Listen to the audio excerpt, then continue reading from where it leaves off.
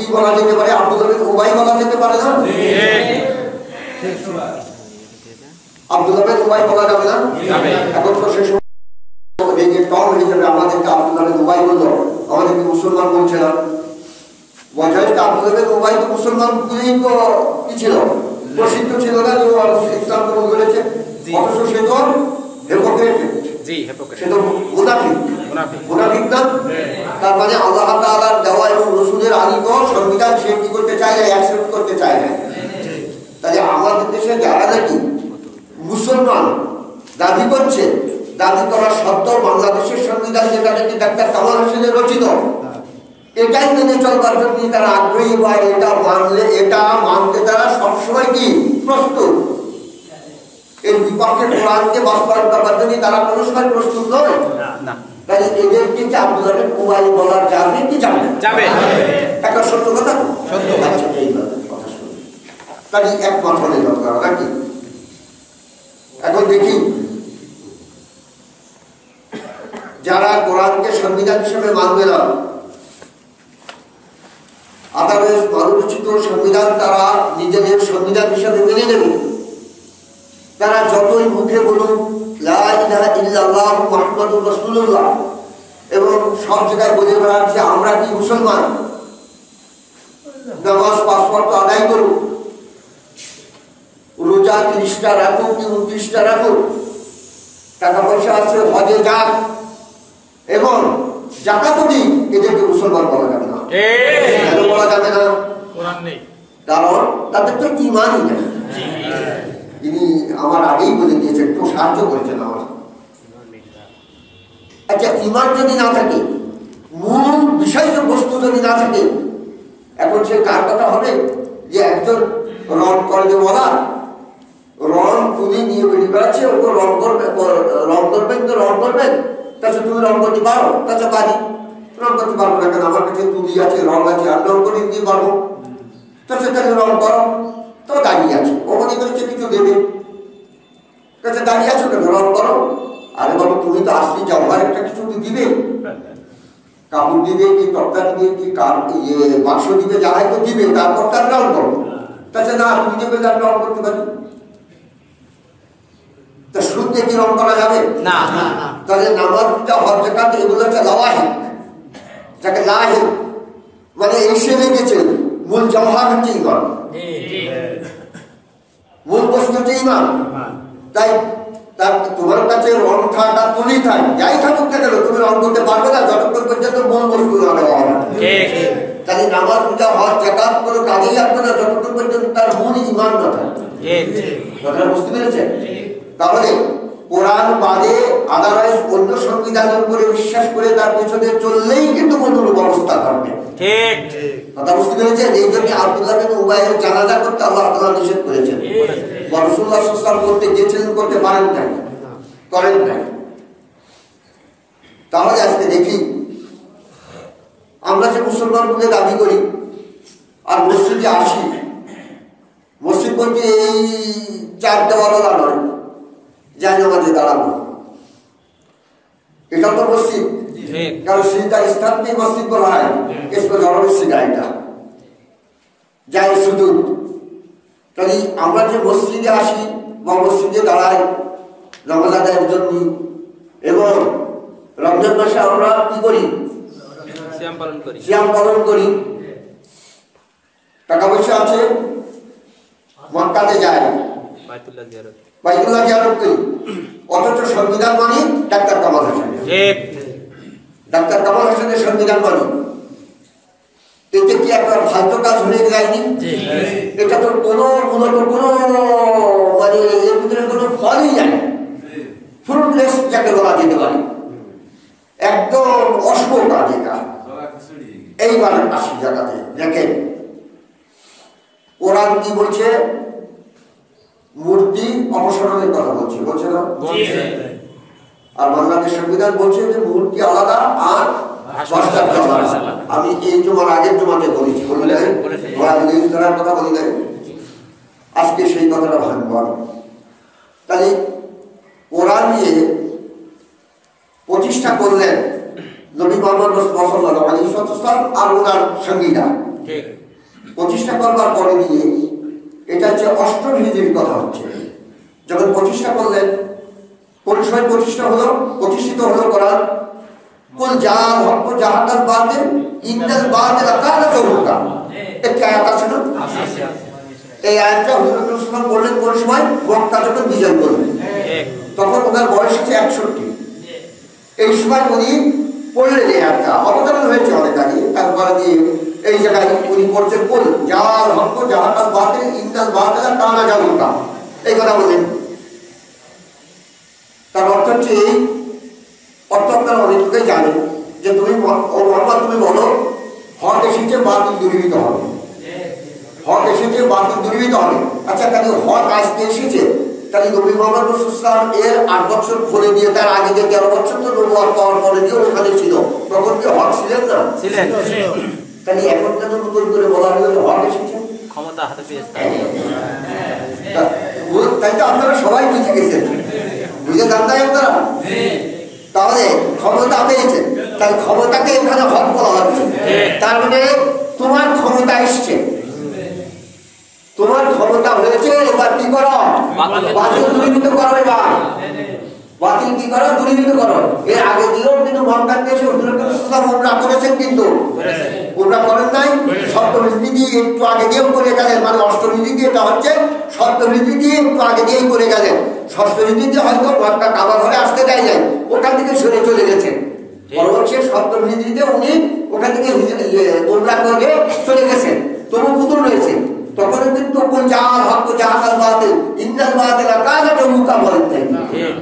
আচ্ছা, এখন দেখি তাহলে এখানে হক বলতে কি?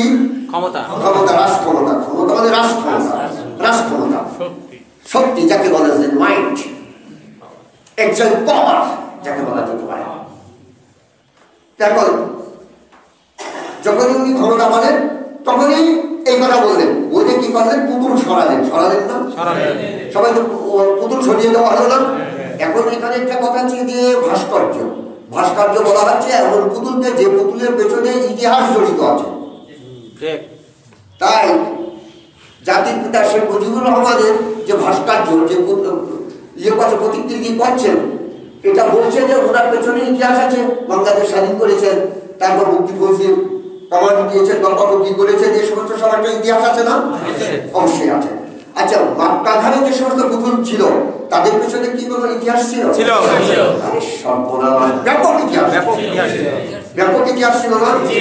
আমি শুধুমাত্র একটি পুতুলের কথাই বলি, হযরত ইব্রাহিম সাল্লাল্লাহু আলাইহি ওয়াসাল্লামের কথাই বলি, যার সম্পর্কে আল্লাহ তাআলা বলেছেন মিল্লাতা আবিকুম ইব্রাহিম ওয়া হুয়া সাম্মাকুমুল মুসলিমিন, এই কথা বলেছেন। চারটিখানি কথা না। আর হুজুর আকরাম সাল্লাল্লাহু আলাইহি ওয়াসাল্লাম মক্কা বিজয়ের পরে দিয়ে সর্বপ্রথম ইব্রাহিম সাল্লাল্লাহু পুতুলটা সরিয়েছে সম্মানার্থে, যে এইটা আগে তাও, এইটা আগে হলো, ঠিক এইটা কি করা আগে তাও, আগে ভগবান কাঠার থেকে বলছি। তোমাকে দিয়ে পেছনে তো অত্যন্ত ইতিহাস জড়িয়ে রয়েছে, এটা রাখা যায় না? বলেন, এটা তো বলেন। তাহলে ওইটা আগে দাঁড়িয়েছেন, তাই না? ইসমাইলকে দাঁড়িয়েছেন, ইয়াকুবকে দাঁড়িয়েছেন, ইসহাককে দাঁড়িয়েছেন, এই সমস্ত বড় ছিল না? এরা তো ব্যাপক বড় মানের মানুষ ছিলেন, নাকি? ইব্রাহিম, ইসমাইল, ইসহাক বড় মানের মানুষ ছিলেন, তাই না? মহামানব বলা যেতে পারে এদেরকে। তাহলে আজকে দেখি আমাদের দেশের যে অবস্থা, আপনারা যতক্ষণ পর্যন্ত সংবিধান না পাল্টাতে পারবেন অতক্ষণ পর্যন্ত আপনারা মুসলিমটাই হতে পারবেন না। তাহলে কি করে দাবি করতে চাচ্ছেন যে আমরা কি করবো? ভাস্কর্য ভাঙব? অনর্থক। কি করে দাবি করছেন? কারণ আপনাদের ভিতরে, আমাদের ভিতরে সেই ইমানই তো আসেনি এখন। কারণ আপনারা ভাস্কর্য ভাঙার আগে দিয়ে সংবিধান ভেঙে ফেলেন। সব থেকে বড় গর্হিত আজকে কথা বললাম, একটা পুতুল একটা ভেঙে দেওয়া কোনো বিষয় না, কিন্তু দেশের সংবিধান পাল্টিয়ে দেওয়া ব্যাপক বড় একটা কথা। দরকার যে দেশের সংবিধান পাল্টিয়ে দেওয়া, দশের দিনে আপনারা মুসলমান থাকতে পারবেন না। আর মুসলমান না হলে জান্নাতে যাওয়া আদৌ সম্ভবপর না। কথা বুঝতে পেরেছেন? হয়তো আল্লাহ তাআলার চেষ্টার বিনিময়ে হয়তো মাগফিরাত দিতে পারেন, মাগফিরাত করতে পারেন, ক্ষমা করতে পারেন, জান্নাত দিতে পারেন। আমি চেষ্টা করে যাচ্ছি, বাস্তবায়ন নাও করতে পারেন, নাও হতে পারে। বাস্তবায়ন তো করবেন তো কে? আল্লাহ। আশারিও মিন্নি ওয়া ইবতুগাউ ইলাল্লাহ, বা এখানে বহু বছর বলা যেতে পারে আশারিও মিন্না, আমাদের পক্ষ থেকে চেষ্টা, আর পুরো করবেন কে? আল্লাহ। এটা বলা যেতে পারে। তাহলে আমরা যে বাস্তবায়ন করে যেতে পারবো এটা তো আমরা কখনোই বলতেই পারি না, চেষ্টা করি। এই হচ্ছে আসল কথা। এই চেষ্টার জন্য আল্লাহ তাআলা হয়তো আমাদেরকে ক্ষমা করতে পারেন, নচেত আমরা যে অবস্থায় আছি কখনোই জান্নাতে যেতে পারবো না। তাহলে আচ্ছা বলেন তিনি, এবার ভাস্কর্যের পুতুল ভাঙার গুরুত্ব বেশি না যে সংবিধানে ভাস্কর্য করবার অনুমতি দিচ্ছে তাকে তার আরো বড় বেশি? দরকার না। তাহলে মূল কথা হচ্ছে কি, হুজুর আকরাম সাল্লাল্লাহু আলাইহি ওয়াসাল্লাম দারুল নদওয়াতে কোরআন প্রতিষ্ঠা করে এসে পুতুল টানিয়েছিলেন। পার্লামেন্ট। আমি জিজ্ঞাসা করলাম মহানবীদের কাছে যে দারুল নদওয়াটা ছিল কোন জায়গায়, এটা বলতে পারবে না। বলে যে ভাই এই সমস্ত কথা বলতেই পারবো না, আর এখানে বলতে কেউ কারণ নলেজ আছে কিনা তাও বলতে পারবো না। আপনি কি বলছেন যে আবু জেহেল আবু লাহাব যেখানে বসে করে বিচার কার্য চালাতো সেই জায়গাটা কোন, সেটা তো আগে দেখার দরকার আমার। সেটা কোন জায়গায়, সে দারুল নদওয়া কাছে ভাই বলতে পারবো না, এই কথা বলতে পারবেন। আমার মনে হয় আপনাদেরকে আমি জানিয়ে দিচ্ছি, পরবর্তীতে যে সমস্ত ভাইরা হজে যাবেন আপনাদের মহানবীদের বলবেন যে দারুল নদওয়াটা কোন জায়গায়, এটা একটু দেখাবেন আমাকে। ও সময় দরকার নেই গাড়ি সুর, গাড়ি হেরা, তারপরে জামালের রহমান, তারপরে দিয়ে ওই যে মানে হামজার কবর, এই সমস্ত দেখার দরকার নেই। দারুল নদওয়া কোন জায়গায় ছিল এইটা আগে দেখান, কারণ এইটাই সব থেকে গুরুত্বপূর্ণ বেশি। দেখবেন বলবেন যে আমরা পারবো না, কারণ আমি বহু জিজ্ঞাসা করেছি, আমি কিন্তু একেবারে এমনিতে ধরাই ছাড়ি নিয়ে গেল। এখন কথা হচ্ছে দেখেন, আজকে আমাদের দারুল নদওয়াতে বসে আছে, দারুল নদওয়া বলতে পার্লামেন্ট, কিন্তু এই দারুল নদওয়াতে বসে আছে কি মানবরচিত আইন, ঠিক ঠিক না? এই আইন বাস্তবায়ন করছে আমাদের এখান থেকে 330টা বা 300 জন মেম্বার। এই 300 জন মেম্বারই কিন্তু আমাদের ভিতর থেকে এসেছে, আমাদের নির্বাচিত মেম্বাররা। এটা হয়তো কিছু সঙ্গে বিরোধিতা করেছে, বেশিরভাগ সতর্কতা করে বলেই তো ওই জায়গায় যেতে পেরেছে। সে যে কায়দায় নিক না কেন, কারণ যে কায়দায় হোক না কেন নিয়ে তো নিয়েছে, এখন তার অস্বীকার করা যাবে না। জি আচ্ছা ঠিক আছে, ঠিক আছে, হ্যাঁ বসার কথা অত বলার দরকার নেই, কিন্তু এখন তো মানবেন না, ইচ্ছা অনিচ্ছা মানতে হবে না। তাও করা হয়, ইচ্ছায় এবং অনিচ্ছায় যাকে বলা যেতে পারে, ওরা আসলাম ইচ্ছায় এবং অনিচ্ছা, ওয়াইলিং আর ওয়াইলিং যাকে বলা যেতে পারে, কোনো সমস্যা দরকার নেই। তাহলে ইচ্ছায় অনিচ্ছায় তাকে মেনে নেবেন না। এখন একটা কথা হচ্ছে কি, এখানে যদি যে সংবিধান বর্তমান রয়েছে ওই সংবিধান বাদে মুসলমানদের যে সংবিধান, এই সংবিধানটা যদি ওই জায়গায় প্রতিষ্ঠিত থাকতো, যেই যাক কিন্তু ওই সংবিধানের অনুকূলে তার কাজ করতেন। কারণ প্রথমেই বলা থাকতো যে এই সংবিধানের বিপক্ষে গেলেই তোমার কিন্তু কি হবে, এমপি পদ বাতিল হবে, মেম্বার পদ বাতিল। তাহলে ইচ্ছায় অনিচ্ছায় ওই সংবিধানের অনুকূলে তার কাজ করতেন, আমরাই চুপ থাকতেন। ঠিক না? তাহলে সর্বপ্রথম বাংলাদেশের জনগণের যারা নাকি মুসলিম বলে দাবি করেন, তাদের সর্বপ্রথম কাজ হচ্ছে কি সংবিধান পাল্টা। তাহলে সংবিধান পাল্টাতে গেলে কি কাজ করতে হবে সেটা তো আপনারা এবার জানেন। এখন কি আপনারা কি উঠে পরে মারামারি করে সমস্ত লোক দমন করবেন এরকম না, সমস্ত লোক কনভার্ট করতে গেলে এটাকে বোঝাতে হবে, ইসলামকে বোঝাতে হবে যে ভাই আপনি যে মুসলমান দাবি করছেন, কিন্তু আপনার সে মূল ইসলামটা কি এইটা বলে।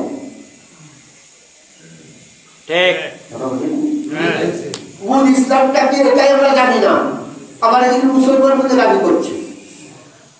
কারণ সৃষ্টিকুলের প্রতি স্রষ্টার বিধান, এইটাই সহজভাবে বলে দিলে বেশি ভালো হয়। সৃষ্টিকুলের প্রতি স্রষ্টার বিধানই তো মুসলমানের সেই মূল সত্তা, মূল ইসলাম এটা না। আর এখানে যে আমরা ফাঁসিতে বলেছি গর্দান দিয়ে হাজার মাথা, মানে আনুগত্যের মাথা ঝুঁকিয়ে দেওয়ার হুকুমের সামনে, মানে মেনে নেওয়া, এর নামই তো ইসলাম। তাহলে এখানে যখন নাকি সৃষ্টিকুলের প্রতি স্রষ্টার বিধানটাই যদি ইসলাম আমরা যদি মানি, তাহলে বাংলাদেশ সংবিধানটা কোরআনই হতে হবে, ঠিক না? এখন তাহলে মত পার্থক্য হয়ে যাওয়ার কারণটা কি? এইবার সেই বিশ্লেষণটা একটু করবো। বহু দল আছে, ইসলামী দল আছে, এটা অস্বীকার করতে পারবেন না আপনারা। বহু দল আছে, প্রত্যেকটা দলই মনে করে যে আমি সঠিক। দিক লাগা মানুষটা দিক লাগা অবস্থায় যেদিকে যায় ওই দিকেই ও সঠিক ভাবে যায়। কিন্তু আপনাদের দিক লেগেছে কিনা কোনোদিন জানি না, আমার কিন্তু মাঝে মাঝে লাগে। একদিকে চৌরাশায় এসে ব্যাপক দিক লেগে গেল। এই বেশ কিছুদিন আগে আমি বলছি যে বার্ধক্যজনিত কারণ শাসন, তখন কিন্তু গায়ে বেশ ভালো শক্তি বোঝা যাচ্ছে বলো, তবুও এরকম হয়ে গেছে। গাড়ি থেকে নামিয়েছি আর বুঝতে পারছি যে ওই কথাই নেমে গেছি, বুঝতে পারছি না যে সর্বনাশ করে তার কাছে বল বল মানছি যে হাসবে রে, এরকম মাঝে মাঝে হয়ে যায় আমার। কারণ মগজটাকে ভিন্ন দিকে, আমার সবসময় ব্রেনটা অন্য দিকে থাকে আমার, এই কারণে এইরকম হয়ে যায় মাঝে মাঝে, এরকম হয়ে যায়। আচ্ছা যান, তাহলে দিক লাগা মানুষটা দিক লাগা অবস্থায় যেদিকে যায় ও সঠিক ভাবে যায়, তাই কোনোদিন যেত না। আর যখনই নাকি দিক ছেড়ে যায়, কোনো সময় হয়তো দিক ছেড়ে যাওয়ার জায়গা হাজারতলা হয়ে পরে, আগের কথা বলছি, আগে হাজারতলা বেশি ছিল না, হাজারতলা বেশি ছিল না, এখনো বহু জায়গায় হাজারতলা আছে, কিন্তু কালীতলা হাজারতলা এরকম আছে কি? তাহলে ওই জায়গায় গেলে দিক যখনই সেরে যাবে তখনই সে বাড়ির দিকে দৌড় মারবে, তার গন্তব্যস্থানের দিকে দৌড় মারবে, মারবে কি পারবে না। আমাদের অনুরূপ কিন্তু একটা জিনিস আছে যে কোরআনের সুন্নাহ, এই জায়গায় আসলে তো আমাদের দিক ছাড়বে। কিন্তু কোন ব্যক্তি এদিকে আসতে চাচ্ছে না, কেন আসতে চাচ্ছে না তা জানেন? এর থেকে কিছু কিছু পার্ট দিচ্ছে, কোরআনের মূল আয়াত হচ্ছে 500টা। আজকে হয়তো আবার বলেন যে সর্বনাশ করেছে, এই জন্য কোরআনই বাদ দিয়ে দিল। আহকামের আয়াত কোরআন 500টা, আর হাদিস আছে 3000, হাদিস আছে 3000, এ আছে 500। তাহলে সীমিত না, অসংখ্য হাদিস না, হাদিসের সংখ্যা তো খুব বেশি অনেক। আর কোরআনে তো 6000-এর মধ্যে আয়াত, 6666 না, ওটা নাসিখ মনসুখ দিয়ে আবার হবে। তাই মুনি শিষ্যরা যে বলেছেন ক্যালকুলেট করে যে বলে দিয়েছেন ওরা ভুল বলে নাই, কিন্তু সেটা হচ্ছে নাসিখ এবং মনসুখ দিয়ে, কথা বুঝতে পেরেছেন? নাসিখ মনসুখ দিয়ে এরকম কথা বলেছেন। কিন্তু এখন যা দেখা যায় যে 6000-এর কিছু বেশি আছে। আচ্ছা, এই 6000 আয়াত সত্য আহকামের আয়াত না, কিন্তু তারাও আয়াত করে দিচ্ছেন। তাই তাদের অনুসারে বলছে যে আমাদের হুজুর যে আয়াত করেন না, কোরআন তো পড়েন, আমাদের হুজুর তো কোরআন পড়ে, আমাদের তো কোরআন পড়ে কি করে বয়ান করেন, যখন মধুর আলাপ আছে। কি আলাপ করেছে? আমাদের হুজুর এইরকম আলাপ করেছে যে মরিয়ে যাওয়ার পরে কেউ হুজুরের গায়ে টাচ রাখতে তার জান্নাতে না দিয়ে হুজুর আপনারা ভেদে সব পড়ে রাখবেন, আছে। তাহলে এই হুজুর সব থেকে বড় হুজুর না? মরিয়ে যাওয়ার পরে দিয়ে গায়ে টাচ করলে যদি জান্নাতে নিয়ে যায়, তাহলে জীবন দশায় যতগুলো টাচ করে সব কয়টা তো নিয়ে যাবে। তাই আর বাকি জায়গায় আর লোক থাকবে, সব জান্নাতে যাওয়ার, আমরা সবাই জান্নাতে যাওয়ার আশাবাদী না, এটা আমরা সবাই ওই জায়গায় চলে যাবো, কথা বুঝতে পেরেছেন? কিন্তু মরে যাওয়ার সঙ্গে সঙ্গে যে মানুষের সমস্ত কৃতকর্ম বন্ধ হয়ে যায়, তিনটে জিনিস বাজার সব বন্ধ হয়ে যায়। তাহলে উনি কি করে আমাদের জান্নাতে নেবেন? এটা আমাদের এমন একটা ভ্রান্ত ধারণা আমাদের মাথায় ঢুকিয়ে দিয়েছেন, সে আর বলার কথা না। আবার একবারে বলছেন যে শুধুমাত্র যদি এইভাবে ঘুরে বেড়াই তাহলে আমরা জান্নাতে যাবো, কারণ 1 ঘন্টা আল্লাহর রাস্তায় ঘোরাফেরা বহু সওয়াব, মানে সে কথা বলে শেষ করা যাবে না, এরকম কথা বলে বেড়াচ্ছে না। তাই বিচিত্র আদর্শের লোক করে ওই একই জায়গায় হয়ে ওই কথা বলছে যে আমরা তোদের দল করি না, আমরা আবার তবলিগ জামাত, এরকম কথা বলছে। তবলিগ জামাত, জামাত মানে কি ভাই? দল। সত্যই টাওয়ার কথা দিতে পারে না, মানে বিশৃঙ্খলা লোক এক জায়গায় নিয়ে দিয়ে হুজুম করে, এটাকে তো টাওয়ার বলে।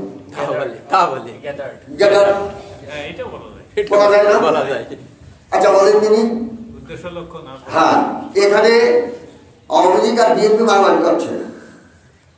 এখন যারা যে সমস্ত ভাইরা মসজিদে আসে কাটাবালিশ নিয়ে, তাদের ভিতরে আওয়ামী লীগ আছে, বিএনপি আছে, জাতীয় পার্টি আছে। একজন লোক এসে বলছে, ভাই এই মূর্তি ভাঙার ব্যাপারে বিএনপিরা যখন বাধা দিয়েছে তখন আওয়ামী লীগরা তাদের পিটোচ্ছে।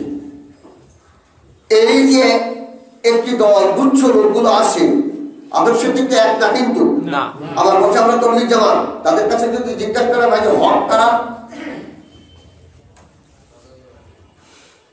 তারা কিন্তু একটা কথা বলবে যে ও রাজনীতির ব্যাপার, আমরা ও সমস্ত কোনো কথা বলবো না। কারণ বললে তো মুশকিল, বললে মুশকিল না। এই জন্য ওরা কিন্তু এই বাহিরের কোনো কথা বলতে চায় না। এই বাহিরের কথা না বলার কারণ হচ্ছে এদের ভিতরে দুর্বলতা রয়েছে। কথা বুঝতে পেরেছেন? আচ্ছা, পূর্ণাঙ্গের যদি ইসলাম মানত তাহলে কোরআন আর হাদিসের কাছে যে কোনটা হাত আর কোনটা বাতিল এটা ডাইরেক্ট বলে দিতে পারে। তাই এখন হাজার বলা যাওয়া লোক না। তাহলে এদেরকে দ্বীপলাকা লোক বলা যায় কি যায় না? তাহলে এরা দ্বীপলাকা অবস্থায় আছে। এখন দেখি আমাদের ভিতরে অধিকাংশ লোক এই মনে হয়ে গেছে যে ভাই রাজনৈতিক ঝামেলায় নেই, আমি এখন আছি। এখন নেই, তাহলে আগে ছিলেন। তাছাড়া আগে তো বেশি ছিলাম না। তাছাড়া ওই যে বলছেন এখন নেই, তাহলে নিশ্চয়ই আগে বেশি ছিলেন। তাছাড়া ও বাদশাহ দিয়েছি, তা কি করেন এখন? তাছাড়া ভাই তর্কি জামাত করি। তা তর্কি জামাত করেন কেন?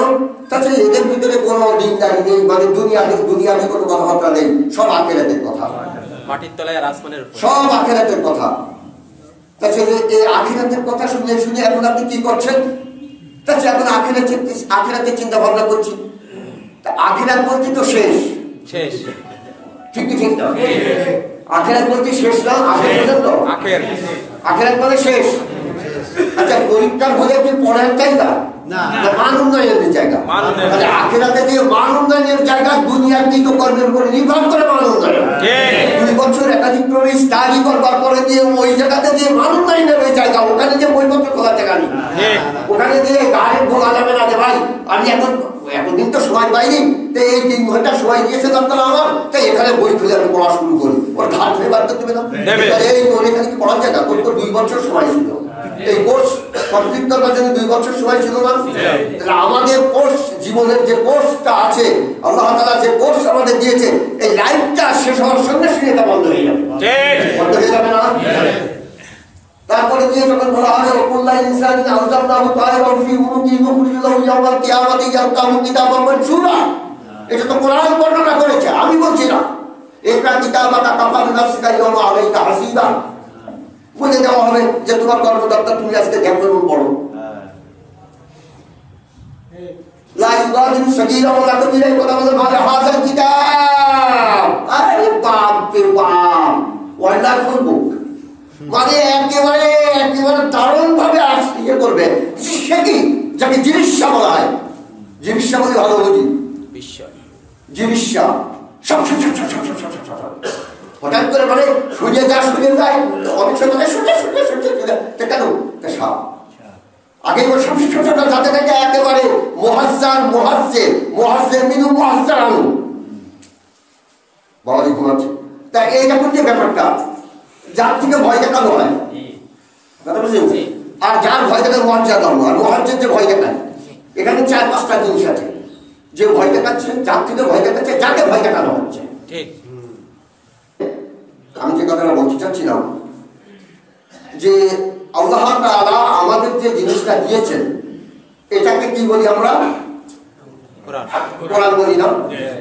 আমাদের যেটা দিয়েছেন এটাকে তো আমরা কোরআন বলি। কিন্তু যে কথা আমি বলছি লা ইউগাদিরু সাগীরা ওয়ালা কাবীরা,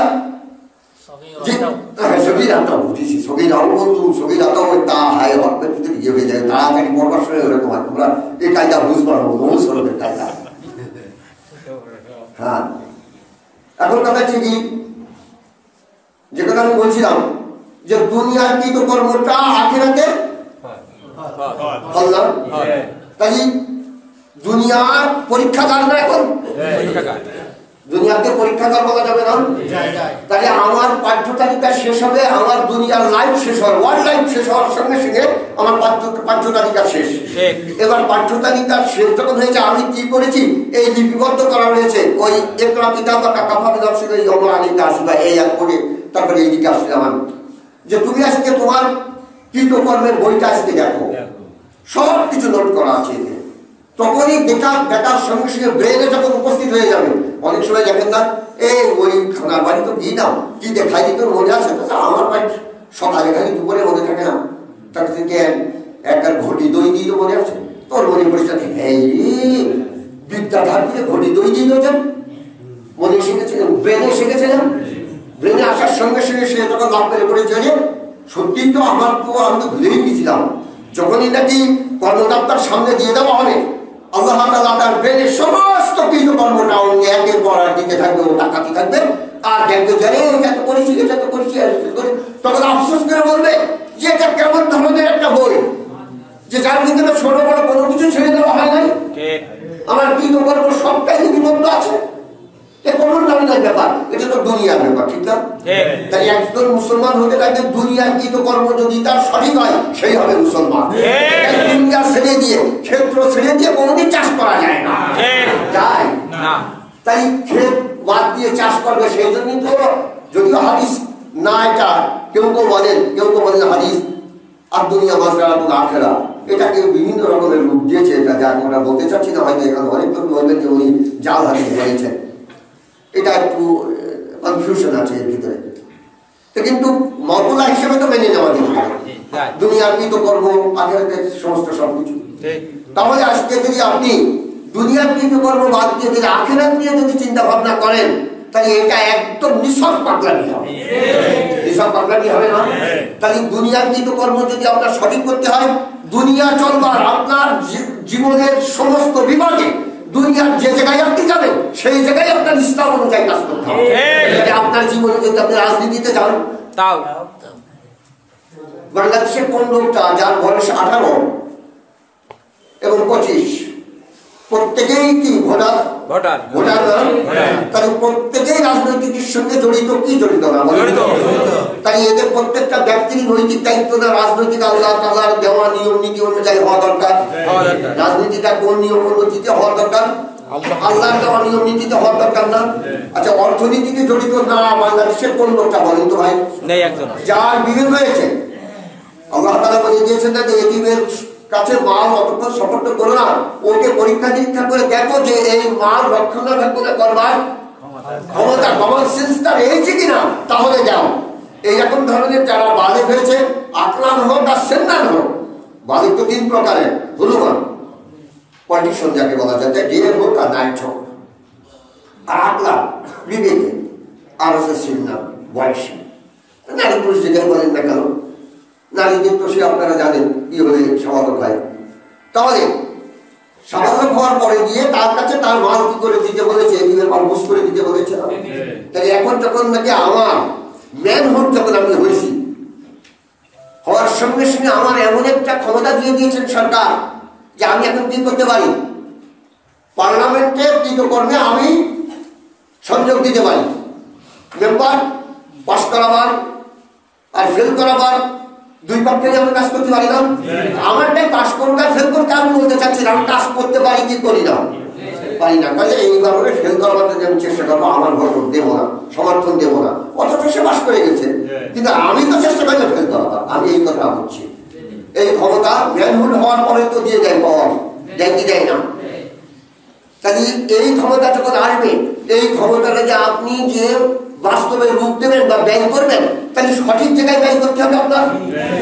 যে আমি যে জায়গায় ব্যয় করবো সেই জায়গাটার মেম্বারটা কি হবে, আল্লাহর দেওয়া নীতিমালার মাধ্যমে সমাজ ব্যবস্থা চালাবে। তাহলে আপনিও আল্লাহর দেওয়া নীতিমালার মাধ্যমে সমাজ চালাবার ব্যবস্থাপনা করবার যদি আপনি চেষ্টা করলেন, আপনি কি করলেন, সওয়াবের কাজ করলেন, ঠিক কি ঠিক না?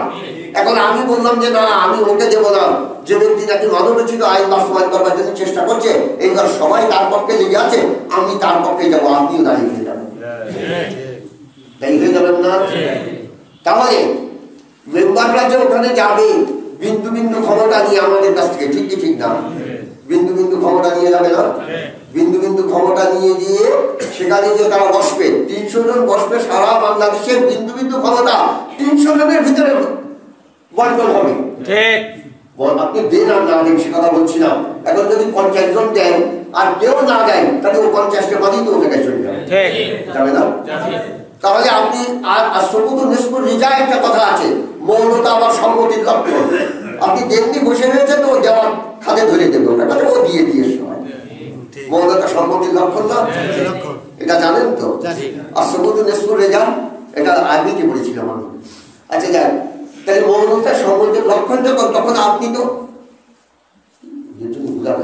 আচ্ছা মৌনতা যখন সম্মতির লক্ষণ, আপনি আচ্ছা ভালো সময় আপনি দেন আর না দেন, আপনিও সমর্থন হয়ে গেছেন, গেছেন না?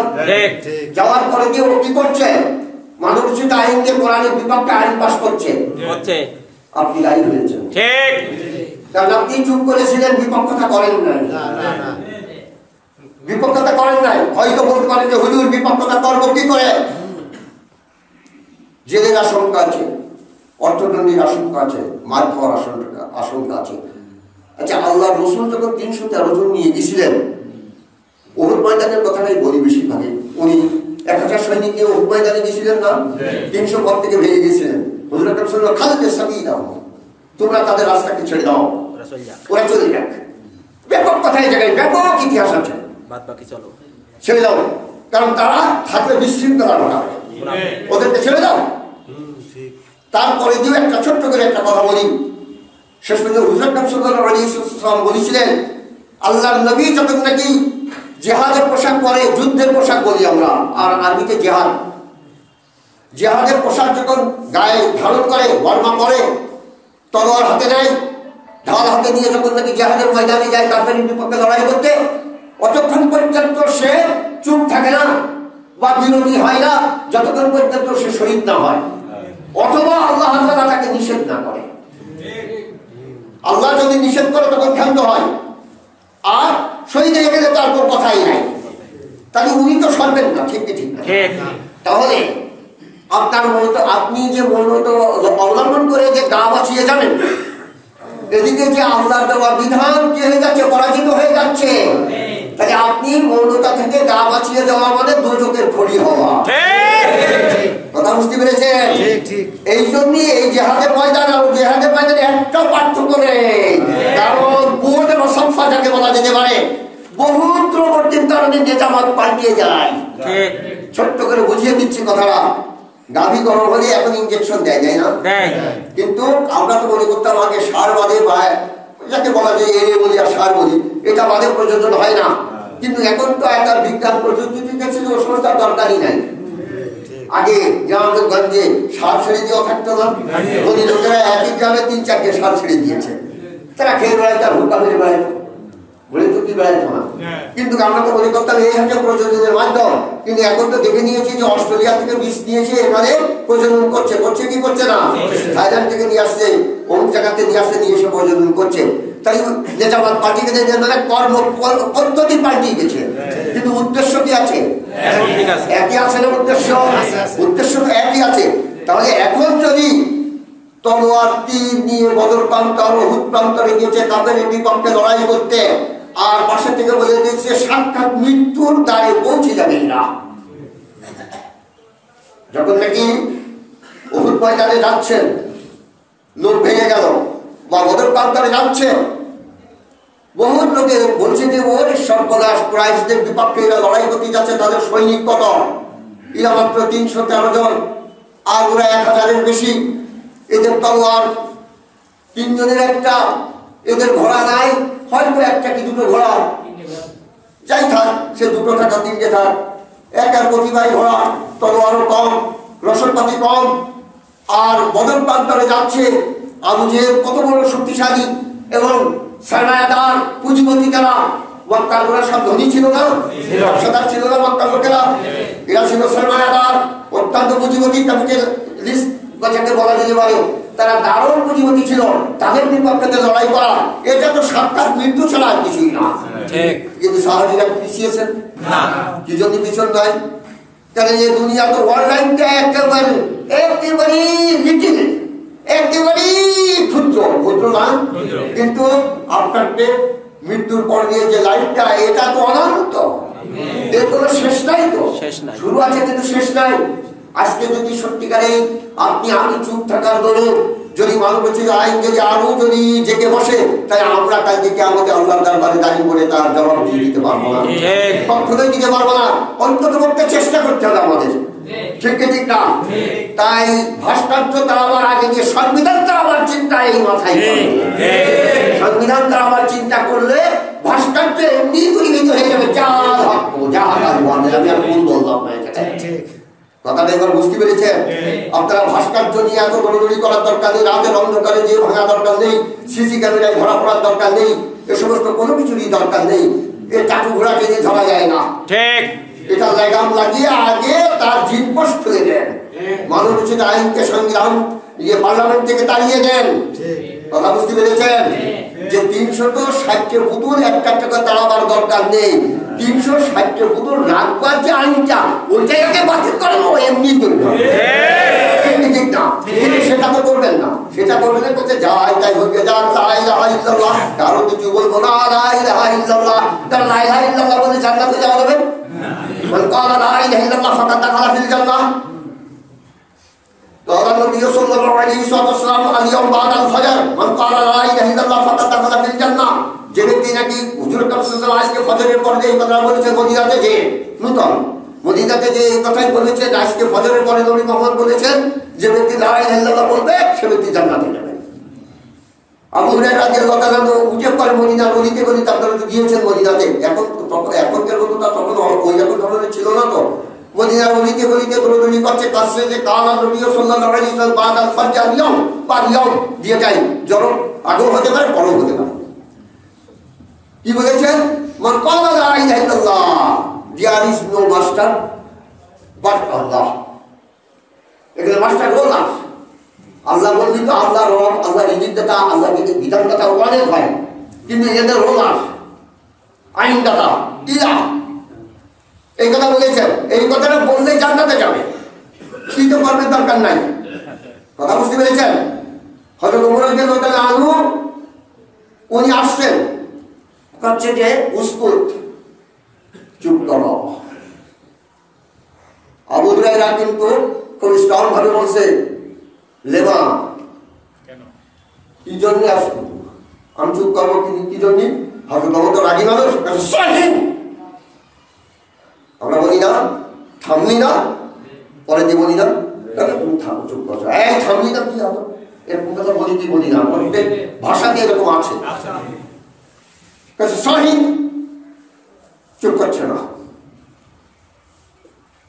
মেরেছি চর মানি উনি পড়ে গেছে। হযরত আবু হুরায়রা রাদিয়াল্লাহু তাআলা আনহু কাঁদতে কাঁদতে হুজুর সাল্লাল্লাহু কাছে আসছেন, উনি ওই অবস্থায় বসা আছেন, কিন্তু হযরতের পরে কথা বলছেন। ওইটা বলার সঙ্গে সে উঠে হযরত আবু হুরায়রা দৌড় মেরে বলাবলি করছে, আর এই ফলে যে ওমর মেরে দিয়েছেন।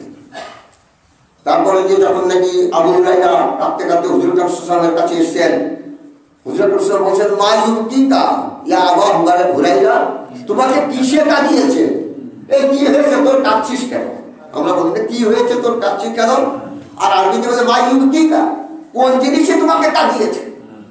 ভাষা কথা যে তোমার কি হয়েছে তুমি কাঁদছো, কাজ্জারানি ওমর, মানে অনন্ত বিলম্বে আমাকে কি করেছে, ওমর মেরেছে একটু আগে, কাজ ব্যবহার করেছেন উনি, কাজ্জারানি ওমর।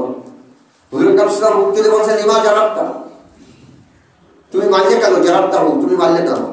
হযরত ওমর তখন বিবৃতি দিলেন, নয়া মুসলমান সব যদি শুধু এতটুকুনি বলে রাখা হয় যে মান ক্বালা লা ইলাহা ইল্লাল্লাহ ফাকাদ দাখালা ফিল জান্নাহ, যে ব্যক্তি লা ইলাহা ইল্লাল্লাহ বলবে সে ব্যক্তি জান্নাতে যাবে, তাহলে আদারওয়াইজ আর ইসলামের কোনো কাজ করবে না। কারণ ইয়া আইয়ুহাল্লাযীনা আমানু উদখুলু ফিস সিলমি কাফা থাকবে না। হযরত ওমরের সাথে কয়েকটা আয়াত অবতরণ হয়েছে। তাহলে কোন ধরনের ব্যাপার? রাসূল কি ভুল বলেন নাই? আমি তো বলেছি বলবার পরে দিয়ে একটা মেয়ে একটা ছেলের সঙ্গে আসে, ছেলে যদি বলে এক গ্লাস পানি দাও, সে না আমি তো বলেছি এই বলে আসছি, পানি দেওয়ার কথা বলে আসিনি, এই কথা কি আর বলতে পারবো? সে বুদ্ধিমতী হয়, তার ভিতরে যদি বুদ্ধিমত্তা থাকে তাহলে পানি দেওয়ার কথা বলে আগেই দৌড়িয়ে যে পানি দেবে না সে, আর একজন দিলে তো রাগ হবে, অনেক সময় হয় না এরকম রাগ, যে কেন তোমার কাপড় অন্য লোককে কাছে কেন, আমি থাকতে পানি তুমি আর একজনের কাছে সবা কেন? আছে কি নেই? এরকম আছে কি? আর কেউ তো মানে যাহাই হয়ে যাক, যে পারে করবে যাক, আমি আমার মতো থাকি, সেটা হচ্ছে আলাদা কথা, ঠিক কি ঠিক না? এখন কথা হচ্ছে যে লা ইলাহা ইল্লাল্লাহ বললে যে কি করতে হবে, হয়তো ওমর যখন বিশ্লেষণ করে দিলেন হুজুর চুপ হয়ে গেলেন, যে এক্সপ্লেন যখন হয়ে গেল কথা, মানে দারুণ ভাবে যখন নাকি এক্সপ্লেন করে দিল, একেবারে চতুর্দিকে ছড়িয়ে দিল কথার মুভমেন্টটা, যে প্রত্যেকটা লোক এতটুকু বলে চুপ হয়ে থাকবে। আমাদের ভিতরে বহু লোক আছে লা ইলাহা ইল্লাল্লাহ জিকির করে জান্নাতে যেতে চায়, অথচ লা ইলাহা ইল্লাল্লাহর দাবি পূরণ করতে চায় না। লা ইলাহা ইল্লাল্লাহর দাবি যতক্ষণ পর্যন্ত কোনো ব্যক্তি যদি পূরণ না করে সে ব্যক্তি মুসলমান হবে না, এর বাঙালি আর মুসলমান, তাছাড়া মূলত সে মুসলমান না। আমাদের মুসলমান হিসাবে যদি মরতে হয় তাহলে কি করতে হবে? কোরআনকে সংবিধান হিসাবে বাস্তবায়ন করতে, আমল